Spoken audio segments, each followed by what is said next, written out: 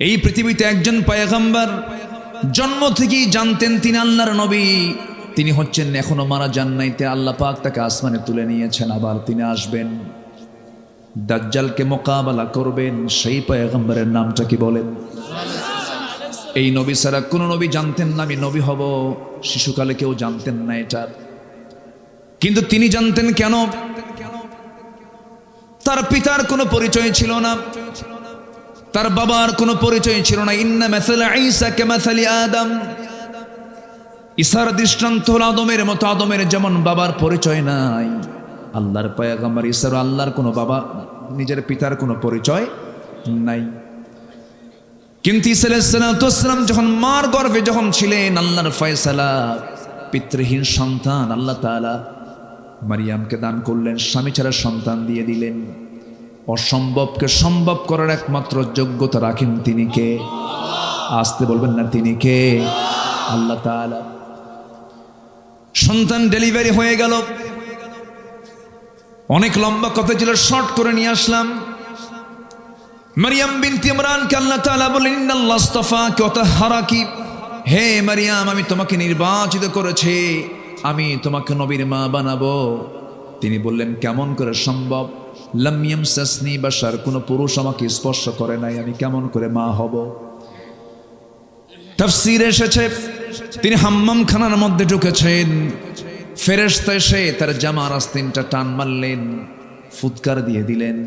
আর একটা ব্যাখ্যায় পাওয়া যায় তিনি মুখটা হা করলেন, মুখের মধ্যে মুখ গহ্বরে ফুৎকার দেওয়া হলো, মিন্স বন্ধ হয়ে গেল। সন্তান পেটে চলে আসলো।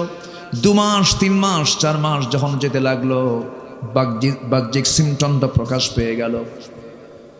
সবাই বলতে লাগলো, মারিয়াম এটা কেমন কথা, তোমার পেটের সন্তান কেমন করে আসলো, এত বড় অঘটন তোমার জীবনে কে ঘটায়া দিল? তিনি বললেন, আল্লাহর কসম করে বলি, কোন পুরুষ আমাকে স্পর্শ করে না, আল্লাহ তাআলা আমাকে দান করেছেন। কেউ বিশ্বাস করে না। মারতে মারতে সেই বাইতুল আকসার 500 থেকে তাকে ঘাড় ধাক্কা দিয়ে বের করে দেওয়া হলো। সেই মহিলাকে, যে মহিলা আল্লাহ তাআলা এমন সম্মান তাকে দিয়েছেন, একমাত্র নারী পৃথিবীতে, যিনি দুনিয়াতে বসেই তিনি জান্নাতের খাবারগুলো খেয়েছিলেন। সেই মারিয়ামকে আল্লাহ তাআলা এত সম্মান দিয়েছেন। গোটা কোরআন সূরা ফাতিহা থেকে শুরু করে নিয়ে নাস পর্যন্ত যত সূরা, যত আলোচনা আল্লাহ তাআলা কোরআনে করেছেন, বহু নারীর ইতিহাসও টেনেছেন, নবীর নামও নিয়েছেন, কাফেরদের নামও নিয়েছেন, সাহাবীর নামও নিয়েছেন। একজন সাহাবীর নাম হচ্ছে যায়েদ, ফাকালা যাইদুম মিনহা, সাহাবীর নামও নিয়েছেন, নবীর নাম নিয়েছেন, জালিমের নাম নিয়েছেন। কিন্তু গোটা কোরআনে মারিয়াম সারা সরাসরি কোন নারীর নাম আল্লাহ তাআলা কোরআনে নেন নাই। তিনি কে? মারিয়াম। একটা নামই আছে, সূরার নাম। সূরার নাম কি? মারিয়াম। এই পৃথিবীতে কোন নারী জান্নাতের খাবার দুনিয়াতে বসে খান নাই, তিনি খেয়েছেন কে? আন্না লাকি হাদা ইয়া মারিয়াম ক্বালাত হুয়া মিন ইনদিল্লাহ ইন্নাল্লাহা ইয়ারযুকু মান ইয়াশাউ বিগাইরি হিসাব। আল্লাহ যাকে চান তাকে এরকম করে বেহিসাবি রিজিক দিয়ে দেন। আল্লাহ আমাকে দিয়ে দিয়েছেন। সেই মারিয়ামকে ওরা ধরে মারতে মারতে রক্তাক্ত করে বাইতুল আকসা থেকে, বাইতুল মুকাদ্দাস থেকে তাকে বের করে দেওয়া হলো। রক্তাক্ত হয়ে পড়লেন, যেদিকে চোখ চলে যায় সেই দিকে রওনা দিলেন, বাইলহাম উপত্যকার দিকে রওনা দিলেন। সন্তান ডেলিভারির সময় হয়ে গেল। 10 মাস যখন পূর্ণ হলো, কেউ তার পাশে নাই। এমন সময় আল্লাহর ফয়সালা, তিনি ঘুমন্ত অবস্থায় থাকলেন, শুকনো ডালের নিচে ঘুমালেন। ঘুম থেকে জাগা পেয়ে দেখেন তার ডান পাশে সদ্য সন্তান ঈসা ভূমিষ্ঠ হয়েছেন। যেরকম সুবহানাল্লাহ।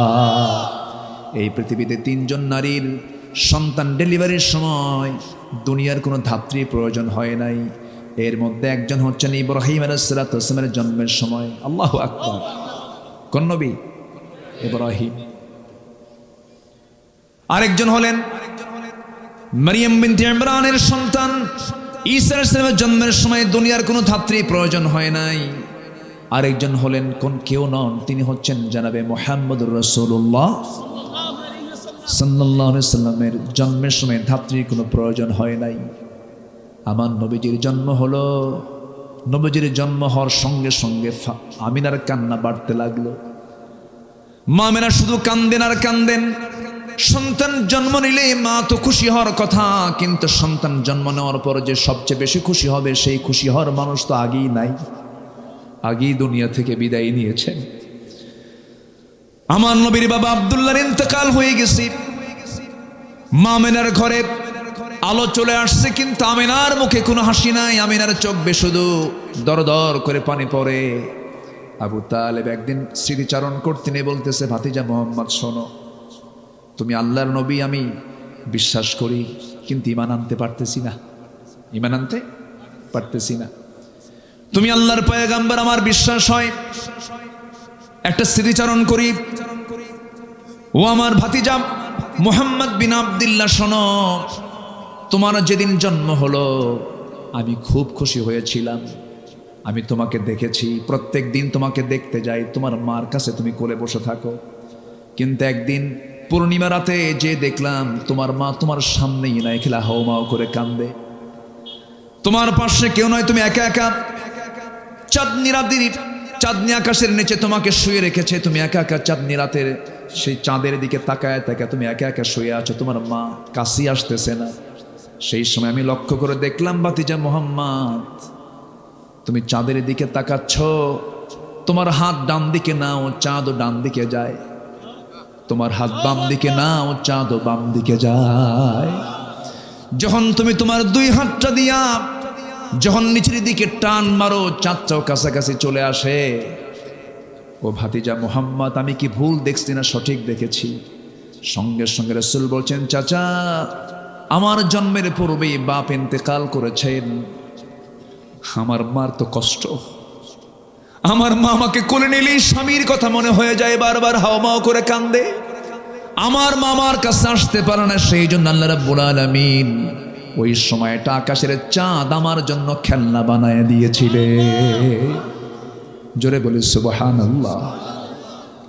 মা আমিনা বলেন, আমার শিশু মুহাম্মদ যখন আমার গর্ভে ছিল, সেই গর্ভে থাকাকালীন আমি যখন কলসি ভরে যখন পানি আনতে যাব, কলসি হাতে নিয়েছি, যখন কূপের ধারে যেতাম দেখতাম উপচে পড়ে কূপের পানিগুলো পড়ে পড়ে যাচ্ছে। আমার দড়ি লাগতো না, টেনে পানি তোলা লাগতো না, উপচে পড়া পানি কূপের উপর দিয়ে সব ভেসে ভেসে পড়তো।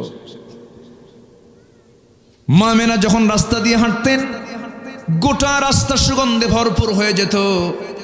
বলো হলো আমিনা, তুমি রাস্তা দিয়ে হাঁটলে পরে সুগন্ধে ভরপুর হয়ে যায়। তার শাশুড়ি অর্থাৎ আমার নবীর দাদি বলতেছিলেন, তুমি যে রাস্তা দিয়ে হাঁটো এরকম সুগন্ধি ইউজ করো কেন, এটা তো উচিত না। মা শোনেন, আমার শিশু মোহাম্মদ যখন গর্ভে আসে, আমার শরীর থেকে সুন্দর সুঘ্রাণ শুরু হয়েছিল। সুবহানাল্লাহ। তিনজন নারীর সন্তান ডেলিভারির সময় চুল পরিমাণ তারা কোনো কষ্ট ফিল করেন নাই, তারা টেরই পান নাই। আটা থেকে চুল টান দিলে যেমন টের পাওয়া যায় না, তাদের জন্মের সময় তাদের মারা তেমন কোনো টের পান নাই। ঈসা আলাইহিস সালাম ভূমিষ্ঠ হলেন, ঘুম থেকে জাগা পেয়ে দেখেন সদ্য সন্তান ঈসা আলাইহিস সালাম হাত পা নড়াচড়া করছেন। সন্তানকে কোলে নিলেন, আদর করলেন, স্নেহ দিলেন, চুমু দিলেন। গাছের দিকে তাকায় দেখেন শুকনো ডালটা সবুজের শ্যামলে রূপান্তরিত হয়েছে, ফলগুলো টসটসে পাকা পাকা ধরে আছে। ফলগুলো পারলেন, খেলেন, জীবনের শক্তি ফিরে পেলেন। কেউ তার পাশে নাই। দুধ পান করাচ্ছেন। 3টা দিন 3টা রাত চলে গেছে। বলা হলো, মারিয়াম মানুষের মাঝে চলে যাও, বাইতুল আকসায় চলে যাও, তোমাকে যেতে হবে। তিনি বলেন, কেমন করে যাব? আমি কেমন করে জবাব দেব? সবাই তো আমাকে বলবে তুমি তো অসতী নারী, যার সন্তান তুমি সামনে নিয়ে আসছো, কেমন করে জবাব, কেমন করে কি প্রমাণ করব? সঙ্গে সঙ্গে বলা হলো, মারিয়াম কোনো কথা তুমি বলতে যাবে না, তোমাকে শেখায় দিচ্ছি। তোমাকে যখন প্রশ্ন করবে তখন তুমি বলবে, ক্বালাত ইন্নী নাযারতু লিররহমানি সাওমা। তুমি বলে দেবে, আমি একজন রোজাদার, আমি কোনো কথা বলবো না, যা বলার তোমরা আমার সন্তানের সঙ্গে বলো। সন্তানটার বয়স মাত্র কয়দিন? এই পৃথিবীতে দোলনায় থেকে এই পৃথিবীতে দোলনায় থেকে নবজাতক বাচ্চা 3টা কথা বলেছে। কয়জন কথা বলেছে? এর মধ্যে একজনকে বলেন ঈসা আলাইহিস সালাতু ওয়াস সালাম। ঈসা আলাইহিস সালাতু ওয়াস সালাম দোলনায় তিনি কথা বলেছেন। সবাই মিলে যখন মারিয়ামকে যখন চতুর্দিক থেকে ঝেঁকে বসলো, প্রশ্নের বন্যা বয়ে যাচ্ছে। মারিয়াম, তোমার লজ্জা নাই, হায়া নাই, তোমার মধ্যে কোনো শরম টরম কিছু নাই? একটা জারজ সন্তানকে সঙ্গে করে নিয়ে আমাদের মাঝে আবার কেমন করে দেখা করতে আসছো? তিনি কোনো কথা বললেন না। তার ওই সময় রোজাটা ছিল। ক্বালাত ইন্নী নাযারাতু লির-রাহমানি সাওমা, আমি রোজাদার। তার রোজা হলো কথা না বলা। তার রোজা হলো কি?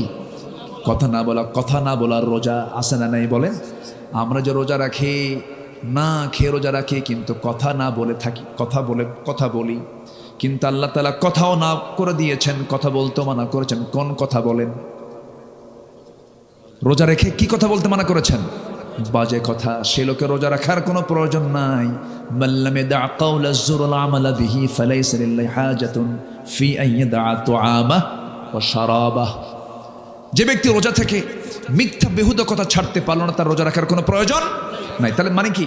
কথা না বলাও রোজা, আবার না খেয়ে থাকাও রোজা। তাহলে মারিয়ামের রোজা ছিল কি বলেন? কথা না বলা। আল্লাহর হুকুম পেলেন, তিনি কথা বললেন না। শুধু বললেন আমি কোনো কথা বলবো না। ওই যে দোলনায় শুয়ে আছে নবজাতক, সে কথা বলবে। সবাই হাসে আর বলে মারিয়াম ছিল আধা পাগলি, এখন হয়ে গেছে পুরা পাগলি। এরকম করে হেও করছে। কিন্তু দোলনায় থাকা ছোট্ট বাচ্চা নবজাতক ঈসা আলাইহিস সালাতু ওয়াস সালামকে যখন নৌকোচায় যখন প্রশ্ন করেছে উপস্থিত লোকজন, বলছে হে সন্তান, তোর পরিচয়টা কি? একজন নবী দোলনায় থেকেই জানতেন তিনি আল্লাহর নবী। তিনি কে বলেন? ঈসা আলাইহিস সালাতু ওয়াস সালাম। তিনি কি বললেন? ক্বালা ইন্নী আবদুল্লাহি আতানিয়াল কিতাব ওয়া জাআলানি নাবিয়্যা। আমি হলাম আল্লাহর গোলাম। আল্লাহ পাক আমাকে ইনজিল কিতাব দিয়েছেন, আর আমার মা হচ্ছেন একজন নবীর মা। যেরকম সুবহানাল্লাহ, আমার মা একজন নবীর মা। এই নবীজি ঈসা আলাইহিস সালাতু ওয়াস সালাম জন্ম থেকেই জানতেন তিনি আল্লাহর পয়গম্বর। কিন্তু সব নবী কিন্তু জানতেন না। ইব্রাহিম আলাইহিস সালাতু ওয়াস সালাম নিজেও। ওই আয়াতটা প্রমাণ করে দেয়। তিনি যখন সূর্যের দিকে তাকালেন, নবুয়ত যখন পান নাই, তখন তিনি সূর্যকে দেখে বলছেন ফালাম্মা রাআ আশ-শামসা বাযিগাতান ক্বালা হাযা রাব্বি হাযা আকবার ফালাম্মা আফালাত ক্বালা ইয়া কওমি ইন্নী বারীউম মিম্মা তুশরিকুন। জোরে বলুন আল্লাহু আকবার। সূরাতুল আনআম আয়াত নম্বর ৭৮। যখন তিনি সূর্যকে দেখলেন, সূর্য দেখে বলেন এত বড় একটা সৃষ্টি, এটাই বুঝে আমার রব, এটাই তো সবচাইতে বড়। কিন্তু যখন এটা অস্তমিত হয়ে গেল, তখন তিনি বললেন না, আমার রব তো অস্তমিত হওয়ার কথা নয়। আমি সম্পূর্ণ শিরক থেকে নিজেকে মুক্ত রাখলাম। জোরে বলি আল্লাহু আকবার। আমার ভাইয়েরা, অগ্নি পূজক কি বলে, একজন পত্তলিক পিতার সন্তান ছিলেন ইব্রাহিম আলাইহিস সালাতু ওয়াস সালাম। সে নিজে মূর্তিগুলো বানাতো। সেই মূর্তিগুলো বানায় বাজারে বিক্রি করত। মূর্তি বানায় বাজারে বিক্রি করতো। রব বানাতো, আবার রব বাজারে বিক্রি হতো। মানে এমন রব নিজের হাতে বানায় আবার বাজারে বেচে দেয়। বাজারে কি করে? বেচে দেয়। সম্মানিত ভাইয়েরা, সেই পরিবারের সন্তানকে বলেন, সেই পরিবারের সন্তানকে তিনি কি বাপকে ফলো করেছেন? ইসলামকে ফলো করতে গেলে প্রথম বাধা আসবে পরিবার থেকে। প্রথম বাধা আসবে কিসের থেকে বলেন? তার প্রমাণ হচ্ছেন ইব্রাহিম আলাইহিস সালাতু ওয়াস সালাম। তিনি তাওহীদ যখন পেলেন, নবুয়ত যখন পেলেন, বাপকে বলে ফেলেন আব্বা আপনার তো এগুলো ভুল। দ্বীনের দাওয়াত দিতে লাগলেন। বাপ তার পক্ষ অবলম্বন করলো না। একদিন অনেকগুলো মূর্তি নিয়ে বানায়া বাজারে বিক্রি করতে যাবে, বাপ আগেই চলে গেল আর ছেলেকে বলল বাজান, এই আমার এই মূর্তিগুলো বিক্রি করতে হবে বাজারে, তুমি ঝুড়িতে করে নিয়ে আসো। আমি বাজারে চলে গেলাম। ইব্রাহিম আলাইহিস সালাতু ওয়াস সালাম এই মূর্তিগুলো দেখিয়ে গেছে, তার মেজাজ খারাপ হয়ে করলেন কি, সবগুলোর মাথা একটা করে ভাঙলেন। ভেঙ্গে, মাথা ভাঙলে তো সব শেষ হয়ে যায়, মাথা ভেঙ্গে জড়িতে করে নিয়ে চলে গেছেন বাজারে। সামনে রাখা মাত্র এই মাথায় হাত দিয়া তার বাপ আজর বলতেছে, ইব্রাহিম এগুলো কি করছো তুমি? সব তো ভেঙ্গে চুরমার হয়ে গেছে। কাব্বা আর বলেন না। আমি যখন এই মূর্তির ঝুড়ি যখন মাথায় নিলাম, দেখি ওদের মধ্যে গৃহযুদ্ধ শুরু, এমন মারামারি শুরু হয়েছে। আমি উপর থেকে নামাতে দেখি একটারও মাথা নাই। বাপ এখন মনে মনে করে, তুই তো মার দিয়ে দিলি আমারে। মূর্তির যে কোনো শক্তি নাই, ক্ষমতা নাই, সেটা আমিও জানি। তুই তো আমার এমন কথা বললি, আমি এখন যদি বলি এটা কি সম্ভব? কোনোদিন তারা কি মারামারি করতে পারে? ওদের কি গায়ে শক্তি আছে? তুই তো জবাব দিয়ে দিবি, মনে মনে বলতেছে। আর কিচ্ছু বললো না। এমন মার দিছে সন্তান, কোনো জবাব নাই বাবার মুখে। আল্লাহু আকবার বলেন। মূর্তি পুজো করে ছেলে ইব্রাহিম মূর্তি ভাঙ্গে, আর ইব্রাহিমের সন্তানরা আজকে মূর্তি গড়ে। ঠিক কিনা? মূর্তি গড়ে। আমার রাসূল তিনি একদিন বলেছেন, একটা বর্ণনায় আসছে, হাদিসে আসছে, বুইসতু কাসরাতিল আসনাম, আমি পৃথিবীতে আবির্ভূত হয়েছি মূর্তিগুলোকে ভাঙ্গার জন্য। তাই এই পৃথিবীতে প্রথম মূর্তি ভাঙ্গার মামলা খেয়েছেন কোন নবী বলেন? বলেন কে? ইব্রাহিম আলাইহিস সালাতু ওয়াস সালাম। এখন এর মানে কি আমি আপনাদেরকে বলবো যত মন্দির আছে সব ভেঙে শেষ করে? এরকম কিছু নাকি? আমার নবীজি মক্কায় যতদিন ছিলেন, কাবা শরীফের ভিতরে ছিল 360টা মূর্তি। কতগুলো বলেন? তিনি কি মক্কায় থাকতে ওগুলো সরাতে পেরেছিলেন? সামনে রেখেই নামাজ পড়তে বাধ্য হয়েছেন। কেন জানেন? তখন মক্কার সিটি মেয়র ছিল বিনা ভোটে নির্বাচিত আবু জেহেল। কি ভোটে? কি কথা বোঝা যায়? তাহলে আবু জেহেল কি ভোটে? বিনা ভোটে। সে আবু জেহেল ক্ষমতায়। আমার নবীজি মূর্তিগুলো দেখলেন, শুধু দেখেই গেলেন, পারলেন না, কারণ পথ তো নাই। র্যাব, সীতা, কোবরা তো তার হাতে নাই। কথা বোঝেন নাই? আমার নবীজি একদিন মনে মনে ভাবলেন যে আমি একটু ভিতরে যাব, কাবার ভিতরে যাব, কিন্তু কাবার চাবিটা ওসমান বিন তালহার হাতে। ওসমান বিন তালহার হাতে। আমার নবী কিন্তু ছোটখাটো পরিবারের সদস্য ছিলেন না। কাবা শরীফ ভাঙতে আসছিল সম্রাট আব্রাহা, সূরাতুল ফিলের ঘটনা ভাঙতে আসছিল। সেই সময় আমার নবীর দাদা আব্দুল মুত্তালিবের 300 উট অপহরণ করে নিয়ে যায়। 300 উট যার দাদার থাকে, এত ফকির মানুষ, তাই না? ফকির মানুষ মানে অনেকগুলো উট আছে, এর মধ্যে 300 উট নিয়ে গেছে, আরো আছে। 300 উট অপহরণ করে নিয়ে যায়। সেই সময় সম্রাট আব্রাহা এসে, তার লোকজন এসে বলে আব্দুল মুত্তালিবকে, তুমি তো লিডার, তো তোমাদের ঘর তো ভাঙতে আসতেছে সম্রাট আব্রাহা, তো তোমার চিন্তা কি? আমার কোনো চিন্তা নাই এই ঘর নিয়ে। কি চিন্তা তোমার? আমার উট নিয়ে চিন্তা।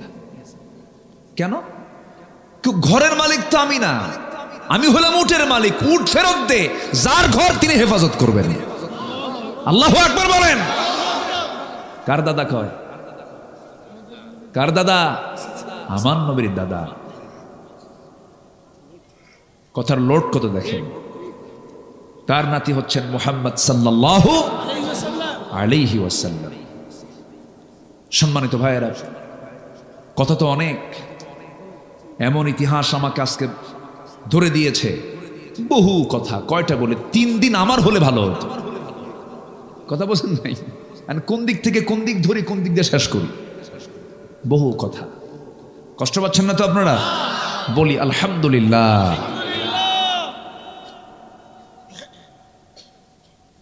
ইব্রাহিম আলাইহিস সালাতু ওয়াস সালাম তিনি জীবনে 3টা হিকমতপূর্ণ কথা বলেছেন। কয়টা? 3টা হিকমতপূর্ণ কথা বলেছেন। মাঝে মাঝে তিনি কাঁদতেন, আহারে এরকম প্যাঁচ খাটায় আমি কথা বললাম কেন? আমার বন্ধুগণ, আল্লাহ রাব্বুল আলামিন ইব্রাহিম আলাইহিস সালাতু ওয়াস সালামকে এত সম্মান দিয়েছেন, এত মর্যাদা দিয়েছেন, এত তাকে দাম দিয়েছেন। আল্লাহ রাব্বুল আলামিন তাকে একটা দুইটা পরীক্ষা করেন নাই, প্রত্যেকটা পরীক্ষায় তিনি ইব্রাহিমের মুখ থেকে চুল পরিমাণ কখনো নাশকর পান নাই। জোরে কোন সুবহানাল্লাহ। আল্লাহ রাব্বুল আলামিন এই জন্য তার সম্মান বিশ্ববাসীর সামনে উচ্চকিত করেছেন। সূরাতুল হজের শেষ নম্বর আয়াতে আল্লাহ রাব্বুল আলামিন বলছেন, ইমানদারকে ডাক দিয়ে বলছেন, আগে ইয়া আইয়ুহাল্লাযীনা আমানু দিয়ে সম্বোধন করে আল্লাহ তাআলা ওয়াজ শুরু করেছেন। লাস্ট আয়াতে বলছেন, ওয়াজাহিদু ফিল্লাহি হাক্কা জিহাদিহি হুয়া জাতাবাকুম ওয়া মা জাআলা আলাইকুম ফিদ্দীনি মিন হারাজ মিল্লাতা আবিকুম ইব্রাহিম হুয়া সাম্মাকুমুল মুসলিমিন। জোরে বলুন আল্লাহু আকবার। আল্লাহ বলছেন, তোমরা জিহাদের মতো জিহাদ করো। তিনি তোমাদেরকে নির্বাচিত করেছেন এবং তোমাদের জন্য দ্বীনকে তোমাদের জন্য বোঝা করেন নাই, কষ্টকর করে দেন নাই, তোমাদের জন্য এটাকে কঠিন করে দেন নাই। আর জেনে রেখে দিও, তোমাদের সবার জাতির পিতা কিন্তু কেউ নন, তিনি হচ্ছেন ইব্রাহিম আলাইহিস সালাতু ওয়াস সালাম। জোরে কোন সুবহানাল্লাহ। এবং তিনি নিজেও পরিচয় দিয়েছেন তিনি ছিলেন মুসলমান। আমরাও কি বলেন? আরো জোরে আমরা কি বলেন? মুসলমান। গোটা পৃথিবীতে আজকে প্রায় 200 কোটি মুসলমান। মূল পরিচয় যদি মুসলমানকে যদি লালন করে, কোনো প্রকার দ্বন্দ্ব না রেখে, ওয়াহাবি, সুন্নি, আর কি আছে, কত কি আছে, নাম না বলি আর, এই সমস্ত গ্রুপিং না করে যদি আজকে মুসলমান যদি একটা প্ল্যাটফর্মে আসতো, গোটা পৃথিবীর বাতিল শক্তি সব সাগরে হাবুডুবু খেত। ঠিক কিনা? সব হাবুডুবু খেত। কিন্তু ফেরকা আমাদেরকে শেষ করে দিল। ইব্রাহিম তিনি মূর্তি ভাঙ্গেন আর আমরা মূর্তির পক্ষে কথা বলি। ঠিক কিনা? যদি কোথাও ডিসপ্লে করা, কোনো মূর্তিকে সাজানো, হ্যাঙ্গিং করা, কোনো ছবিকে হ্যাঙ্গিং করা, এরকম যদি কোনো সাজানো, যদি এটা যদি ইসলাম সম্মতই হতো, পৃথিবীর সবচাইতে বড় স্ট্যাচু নির্মাণ হতো আমার নবীর স্ট্যাচু। আছে? আমার নবীর কোন স্ট্যাচু আছে? নাই। আর কি প্রমাণ চাবেন আপনি? সম্মানিত ভাইয়েরা, সম্মানিত বন্ধুগণ, আল্লাহ তাআলা ইব্রাহিমকে অনেক পরীক্ষা করেছেন, সন্তান দিয়েছেন, আবার সন্তানকে কোরবানি করতে বলেছেন কে? তিনি কি মানা করেছিলেন? তার খাতনা হয়েছিল কত বছরে? তার খাতনা করে দিল কে? নিজে। হ্যাঁ, কারণ ওই সময় তার সতরটা খুলবে কে? কন্ত তার সতর তো দেখার সুযোগ নাই কারো। আল্লাহ বললেন, ইব্রাহিম আমি তোমাকে গোটা জাতির জন্য পিতা বানিয়েছি, নেতা বানিয়েছি, তোমার একটা কাজ বাদ আছে, তুমি এই কামটা সারো। আল্লাহ কিভাবে সারবো? যাও জঙ্গলে যাও। সহি বর্ণনা, এটা হাদিসে আসছে। জঙ্গলে গেলেন, জঙ্গলে গিয়ে 22লা চেনেন? 22 যেটা ওই কাঠমিস্ত্রিরা বগলের নিচে থুয়ে কাঠ কাটে, ওটাকে কি বলে মুরব্বীরা কন? 22লা না? 22লা। এরকম 22লা নিয়ে গেলেন তিনি আড়ালে, নিজের খাতনা নিজেই সম্পন্ন করলেন। এটাও কি একটা পরীক্ষা না? কন এটাকে ছোটখাটো পরীক্ষা? কন নিজেরটাকে নিজে সাইজ করা সম্ভব? কন আপনি কন? সহজ না। আল্লাহ অর্ডার দিয়েছেন, করে ফেলছেন। কি পিতা আমাদের! যেরকম সুবহানাল্লাহ। অমিন যুররিয়াতি, আমার সব আওলাদরা, আমার সব সন্তানরা আমাকে ফলো করবে। হে আল্লাহ, তোমার হুকুম আমি পালন করলাম। বুড়ো হয়ে গেছেন, বাচ্চা হয় না। সারা আলাইহিস সালাতু ওয়াস সালাম তার প্রথম স্ত্রী, বাচ্চা নাই। তার তো জীবনে বিশাল বড় পরীক্ষা আসছিল, হলো রাষ্ট্রীয় পরীক্ষা একটা আসছিল তার জীবনে। কিসের জন্য? ওই যে মূর্তি। ওই সময় শিরকের সমস্যা ছিল বড় সমস্যা। প্রত্যেক পয়গম্বর যে যুগে এসেছেন সেই যুগের সবচেয়ে বড় সমস্যা দূর করার জন্য তারা আসছেন। মুসা আলাইহিস সালাম যে সময় আসছেন সেই সময় ছিল জাদুর সমস্যা। কিসের সমস্যা? সব জাদু মুজিজা দিয়ে শেষ করে দিলেন মুসা আলাইহিস সালাম, শেষ করে দিয়েছেন। জাতির পিতা নূহ ইসলামের সময় সমস্যা ছিল হলো শিরকের সমস্যা। এই সমস্যা তিনি দূর করলেন। দূর করতে গিয়ে সবাই বলল, ইব্রাহিম চলো আমরা শহর ছেড়ে এক মেলায় যাচ্ছি, যাবে তুমি? কে যাব না। কেন? ক্বালা ইন্নী সাকিম। কোরআনের আয়াত তো, সূরা সাফাত পড়েন। আমি তো আয়াতের রেফারেন্স এখন দেওয়ার সময় নেই আমার, যাব কখন? ক্বালা ইন্নী সাকিম, আমি তো অসুস্থ, আমি যেতে পারবো না। মানে কি অসুস্থ জানেন? মানসিক না, মানে তার অসুস্থতা হলো ভাঙবো কখন। কথা বললেন নাই? তার অসুস্থতা কি? শিরক সহ্য করতে পারতেছেন না। ইমানদার শিরককে সহ্য করতে, ইমানদার শিরককে সহ্য করতে পারে। তবে হ্যাঁ, ভুল বুঝবেন না আবার, হিন্দু ভাইদের মন্দির আমরা পাহারা দেব, হিন্দু ভাইদের প্রতিমাকে আমরা গালি দেব না। লা তাসুব্বুল আসনাম, তোমরা কোনো মূর্তিকে গালি দিও না। তোমরা তাদের মূর্তিকে গালি দেবে, তারা তোমাদের রবকে গালি দেবে। ইসলাম কত উদার দেখেন। আমার দেশের মন্দিরগুলো আমরা পাহারা দেই, আর পার্শ্ববর্তী দেশের আল্লাহর ঘর মসজিদকে তারা ভেঙ্গে চুরমার করে দেয়। তাদের কাছ থেকে আমাদের শেখার কিছু নাই, কোনো কিছু শেখার নাই। সম্মানিত ভাইয়েরা, কষ্ট পাচ্ছেন নাকি আপনারা? মূর্তি নিয়ে মনে খুব টেনশন করতেছেন, আমি যাবো না, আমি খুব অসুস্থ। কি সমস্যা? কে? মূর্তি নিয়ে সমস্যা। ইন্নী সাকিব, যাও তোমরা চলে যাও। চলে গেছে। ওনার তো মাথা গরম, হাতে একখান নিছেন, একটা অস্ত্র নিয়ে কুঠার নিয়ে চলে গেছেন কাছাকাছি। সমস্ত মূর্তিগুলোর সঙ্গে কথা বলতেছেন, এই কথা কথা। কেউ কোনো কথা কয় না। সবগুলোর মাথা ভেঙ্গে বড়টার গলায় ঝুলায় রাখছেন। কোঠারটা ঝুলায় রেখে বলতেছে যে তোর যারা বান্দা আসবে, সে যখন প্রশ্ন করবে কে ভাঙছে কে ভাঙছে, তুই বলবি ইব্রাহিম ইব্রাহিম। আল্লাহু আকবার বলবেন না? তুই বলবি কি? ইব্রাহিম। ওর কি ক্ষমতা আছে? ক্ষমতা নেই।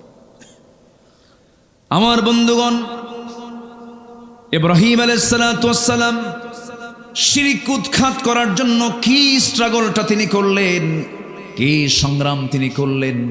গোটা টোটাল স্টেট তার বিরুদ্ধে চলে গেল, এমন ষড়যন্ত্র করলো, এমন পরিকল্পনা তারা সাজালো, সম্পূর্ণ মামলা প্রস্তুত করে তারা আইন পাশ হলো, তাকে আগুনে পুড়ে মারো।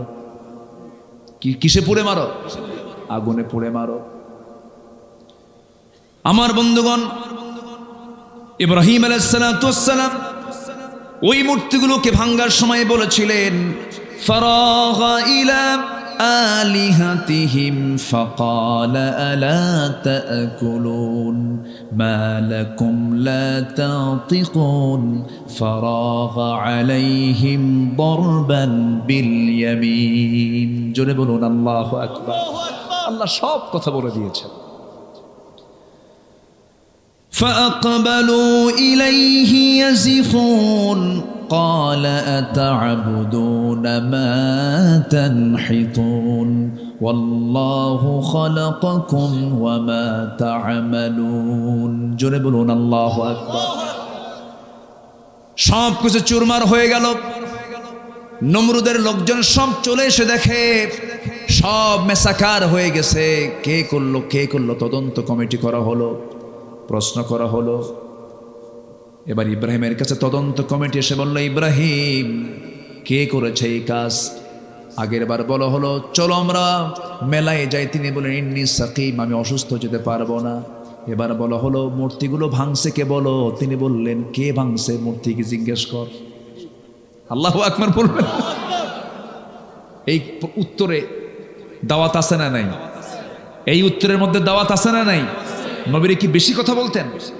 কম কথা, কিন্তু সেই কথার মধ্যে থাকতো হাজারো কথা।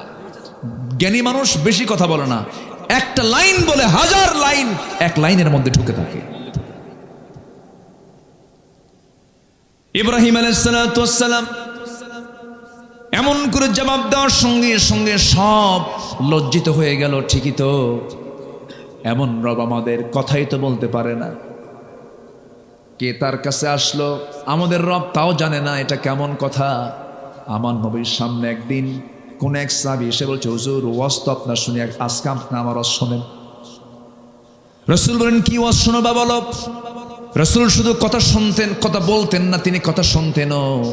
অনেক সময় লম্বা সময় সাহাবীদের কথাও তিনি শুনতেন, মত বিনিময় করতেন। দেখবেন কিছু কিছু লোক আছে শুধু কয় কিন্তু শোনে না, আছে না? খালি কয়, খালি বুদ্ধিজীবী, কারো কথা শোনে না। আমার নবীজি সাহাবীদের কথাগুলো মনোযোগ দিয়ে শুনতেন, ফয়সালা দিতেন। এক সাহাবী এসে বলছেন, হুজুর আজকে আমার ওয়াজটা শুনতে হবে। কি ওয়াজ বলো। হুজুর, ইসলাম যখন পাই নাই, দিন যখন পাই নাই, আমরা পৌত্তলিক ছিলাম, একটা মূর্তির পূজা করতাম, দেবতা মনে করতাম, ভাগ্যের প্রতীক মনে করতাম, বুকে নিতাম, ঘাড়ে নিতাম, পিঠে নিতাম, সব সময় নিয়ে চলতাম। কোনো একদিন সফরে বের হয়েছি, ওই দেবতাকে সাথে নিয়েছি। হঠাৎ করে আমার পেশাবের